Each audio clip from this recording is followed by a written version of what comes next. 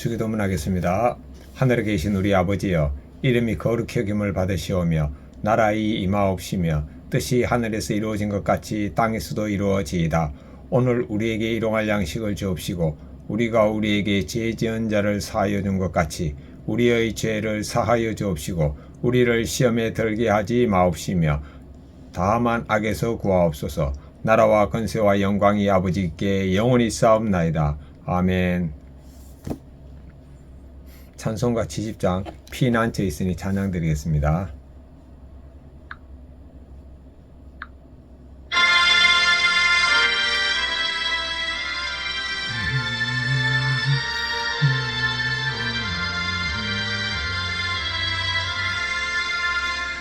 피난처 있으니 환난을 당한 자 이리 오라.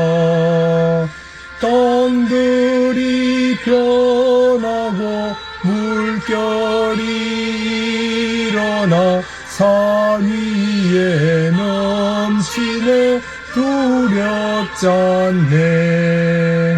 아멘. 하나님의 말씀 사도행전 7장 44절부터 53절입니다. 묵상하겠습니다.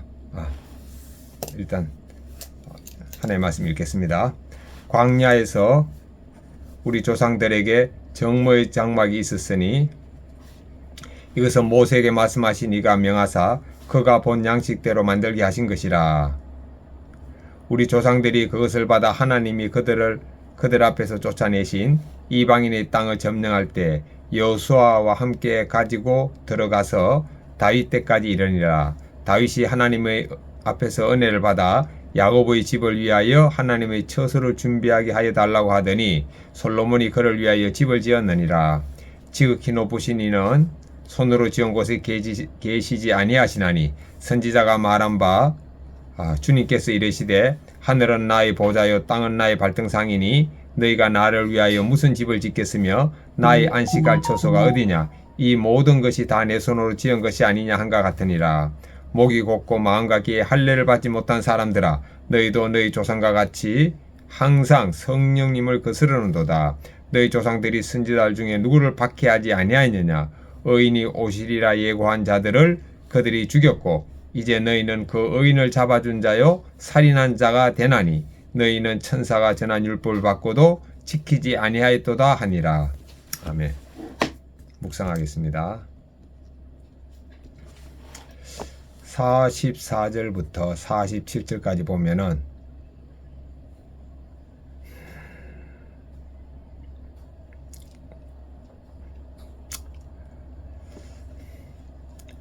광야에서는 정거의 장막에서 하나님을 섬겼고 그 다음에 솔로몬은 성전을 지었다고 말씀하고 있습니다.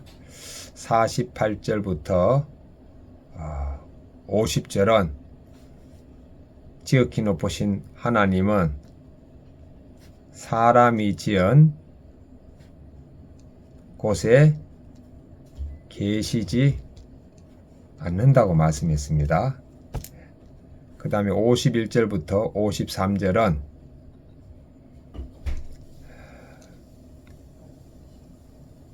스데반은 공회에서 있는 유대인들에게 유대인의 조상들도 선지자들을 박해하기도 하고 죽였고 또 지금 공회원인 유대인들도 목이 곱고 할례를 받지 못하고 율법도 지키지 않는다고 지금 고발하고 있습니다. 적용하겠습니다. 적용 1. 저는 죽었고 예수님이 사심을 의식하면서 목이 곧은 제가 십자가에 못 박혔음을 의식함으로 말씀에 순종하겠습니다. 적용이 왼손은 십자가에 못 박혔음을 의식하고 오른손은 예수님과 손잡고 있음을 의식하겠습니다. 자, 큐티인 본문 해설입니다. 44절부터 47절. 스데반이 유대인들에게 성전의 역사를 설명합니다. 하나님은 모세에게 너가 서 있는 곳은 거룩한 땅이니라고 말씀하시며 나타나셨고 성막을 지은 곳에도 임재하셨습니다. 그리고 솔로몬이 성전을 지을 때도 그곳에 임하셨습니다. 하나님의 임재는 어느 한 곳에만 국한되지 않습니다. 하나님은 내가 어디에 있든지 말씀을 의지해서 살아가는 그곳에 임하십니다. 아멘. 나는 어디서 하나님과 동행하는 삶을 살고 있습니까? 예, 그렇게 살려고 노력하고 있습니다. 하나님을 특정한 장소에서만 경험하려고 하지는 않습니까? 예, 저는 일상의 삶 속에서 제가 있는 그곳에서 왼손에서는 십자가에 못 박혔음을 여기고 오른손은 예수님과 손잡고 있음을 여기면서 저는 예수님과 동행하고 있습니다. 48절부터 50절입니다. 스데반은 지극히 높으신 이는 손으로 지은 곳에 계시지 아니하리라고 말하며 성전을 우상시하는 유대인들을 비판합니다. 당시 유대인들은 성전 제사의 본질을 잊고 성전 건물 자체를 우상처럼 여겼습니다. 개미가 사람을 위해 아무리 훌륭한 집을 지어도 사람이 그곳에 살 수는 없습니다. 따라서 성도는 손으로 지은 것에 집착하지 말고 나와 동행하시는 하나님과의 관계를 더 소중히 여겨야 합니다. 내가 하나님보다 더 소중히 여기며 우상으로 삼고 있는 피조물은 무엇입니까? 주야, 일단 빚 갚는 거네요. 이것도 앞으로 하나님 우선시하겠습니다. 이스라엘의 성전 역사를 논증한 스데반은 이제 유대인들의 죄를 직접적으로 드러냅니다. 그들의 조상이 선지자들을 박해한 것처럼 그들도 예수님을 십자가에 못 박고 성령님을 거스르며 그 율법을 지키지 않았다고 지적합니다. 그러나 이는 단순히 그들만의 죄가 아닙니다. 하나님의 말씀을 듣고도 외면하는 우리 죄이기도 합니다. 아멘. 예수님을 십자가에 못 박은 장본인이 바로 나임을 인정하고 회개해야 합니다. 조상의 죄를 답습하고 있는 것은 무엇입니까? 내가 예수 그리스도를 십자가에 못 박은 사람인 것을 인정합니까? 아멘. 예수님을 십자가에 못 박은 것을 제가 인정합니다. 그래서 사도신경에도 빌라도에게 고난을 받으사가 아니고 빌라도와 저 때문에 고난을 받으사로 제가 사도신경을 합니다. 기도하기. 하나님보다 제 눈에 보기 좋은 것을 바라고 우상 삼은 것을 용서해 주옵소서. 이제는 조상의 죄를 답습하지 않고 마음의 할례를 행하여 저의 완고함을 회개하게 하옵소서. 너의 몸이 하나님이 거하시는 성전임을 알고 오늘도 말씀을 의지해 주님과 동행하게 하옵소서. 묵상 간증하겠습니다. 안식할 곳 없는 딸의 성전. 최종호님. 저희 부부는 평균 신장보다 작은 둘째 딸의 기도 또래보다 작은 편입니다. 저희 부부는 평균 신장보다 작아 둘째 딸의 키도 또래보다 작은 편입니다. 평소 딸이 키 문제로 고민하던 아내는 딸에게 성장 호르몬 주사를 맞히는 게 좋겠다고 얘기했습니다. 저는 키가 작으면 작은 대로 쓸 거라며 반대하다가 아내의 단호한 결정에 마지못해 따랐습니다. 그런데 딸이 성장 호르몬 주사를 맞은 지 9개월쯤 지났을 무렵입니다. 정상보다 일찍 자란 뼈 때문에 오히려 성호르몬 억제제를 투여해야 할 수도 있다는 진단을 받았습니다. 그래서 딸에게 성장 호르몬 주사를 맞히는 것을 중단하고 3개월 동안 경과를 지켜보기로 했습니다. 이 일로 화가 난 저는 딸이 보는 앞에서 아내와 크게 다퉜습니다.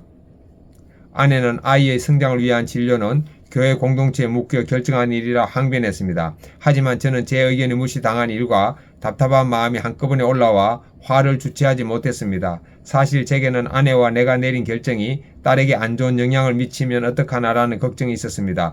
그것이 두려움이 되어 아내에게 크게 화를 내고 딸을 겁먹게 했던 것입니다. 3개월 후 감사하게도 딸은 성장 호르몬 억제제를 맞을 정도는 아니라는 검사 결과를 받았습니다. 하나님의 성전은 주께서 명하신 양식대로 지어야 하는데 저희 부부 마음대로 딸의 성전을 지으려고 했던 것을 회개합니다. 지금은 모든 곳에 임재하시는 하나님을 바라보며 딸과 매일 큐티하고 있습니다. 오늘 스데반은 목이 곧고 마음과 귀에 할례받지 못한 사람들아, 너희도 너희 조상과 같이 항상 성령을 거스르는도다라며 유대인들을 책망합니다. 이 말씀을 제게 해주시는 경고의 음성을 듣고 돌이켜 성령님의 성전을 잘 지어나가기를 원합니다. 아니, 하나님이 주신 몸을 그대로 살아야지 교회 공동체에서 성장 호르몬을 맞게 한다는 게 이해가 안 되네. 적용 1. 아내가 내 기준에 맞지 않는다며 답답해하지 않고 혈기 부린 일을 사과하겠습니다. 딸에게 아내와 다투고 화난 것을 사과하고 딸이 영육간에 건강히 자라도록 기도하겠습니다. 주여. 적용하겠습니다. 제 적용을 다시 하겠습니다. 저는 죽었고 예수님이 사심을 의식하면서 목이 고든 저는 십자가에 못 박혔음을 의식하고 말씀을 순종하겠습니다. 적용이 왼손은 십자가에 못 박힘을 의식하고 오른손은 예수님의 손잡고 있음을 의식하겠습니다. 아멘.